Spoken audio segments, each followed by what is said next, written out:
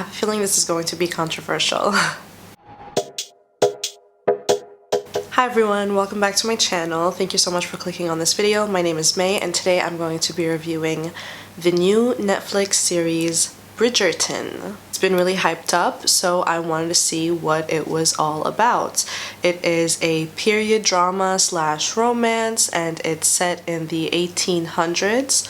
Early 1800s. I broke down my review of this show into 3 categories: performance, production, and story. Let's start with performances. Overall, no one in the cast was particularly bad, but no one was exceptionally great either. It's a very straightforward show in the way that it's written and produced and brought to life, so I feel like that kind of limits the actors' creativities in a way.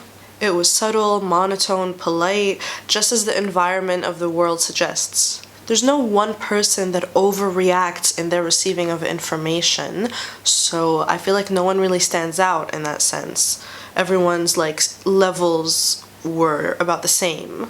That being said, I enjoyed certain characters more than others.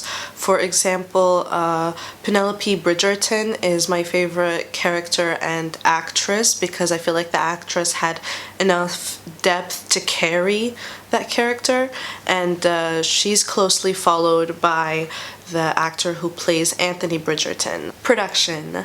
This is one area of the show that I have absolutely no critique for. Every frame and scene just showcased the incredible efforts of the crew. The locations and houses that they shot in, along with the amazing set dressing, really set the tone for this beautiful world.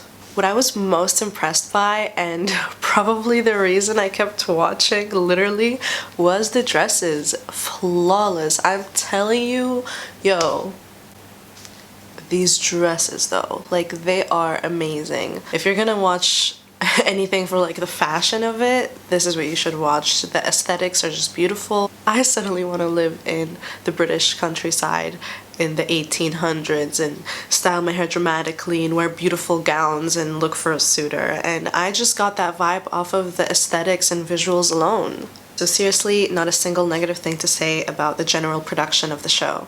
Story.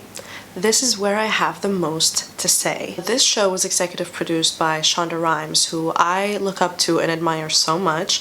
She made How to Get Away with Murder, Grey's Anatomy, and Scandal, just to name a few. So I do notice she's a fan of interracial relationships, for example, and she's created the show in backing of that trope. Although it's set in the early 1800s, it's not entirely historically accurate because she put her own spin on it by making it this inclusive society. There's barely any prejudice, and black people and white people actually lived in harmony. I applaud her efforts in creating such a believable and beautiful world. I just wish there was a little bit more of it, a little bit more of the backstory, because it's only mentioned once. I get the point of it being barely discussed, I understand, but as an audience member, I was so interested, I wanted more.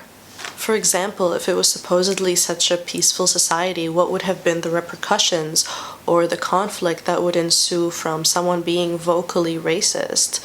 And how would they treat it in that time versus how they do now? I was mostly bothered by the main relationship. I wanted so badly the entire time to root for them. And somewhere in the middle, thanks to good dialogue, I did root for them. But the luster of their relationship quickly faded for me personally because of how wishy-washy it got, just like the relationship in Scandal. Scandal was a great show. I loved it so much and I still hold it in high regard. But it was eventually ruined by the constant indecisiveness of Fitz and Olivia's relationship. We love each other, we don't, we're on, we're off, we're hot, we're cold, just pick a stance. So Simon and Daphne's relationship from Bridgerton is kind of like that, and I'm disappointed because it took even less time for it to get old. At least with Scandal, I was intrigued enough for a few seasons before that got annoying. With Bridgerton, I'm already annoyed. What bothered me the most about this, and I hope this comes off constructive and not like I'm shitting on the show, is I think the foundation of their conflict just wasn't strong enough.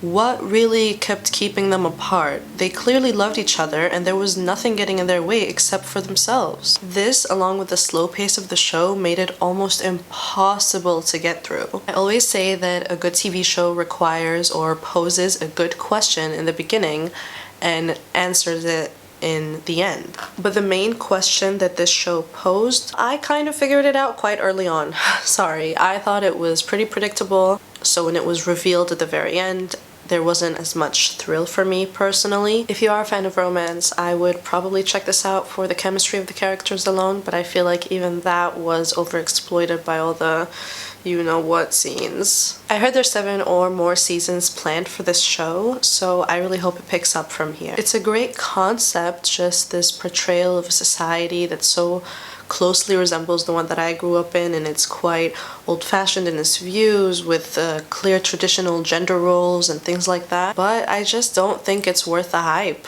I think it's pretty boring and you should look for something else to watch. Sorry. I would actually still be intrigued to watch a second season because I feel like it has the potential to grow from here. So that's what I have to say about Bridgerton. If you like this review, please like this video, comment on it, subscribe to me, turn on your bell notifications, follow me on Instagram, or buy prints from me. I paint. Go check me out. Thank you so much for making it to the end of this video. I hope you have a great day or night wherever you are whenever you see this, and bye!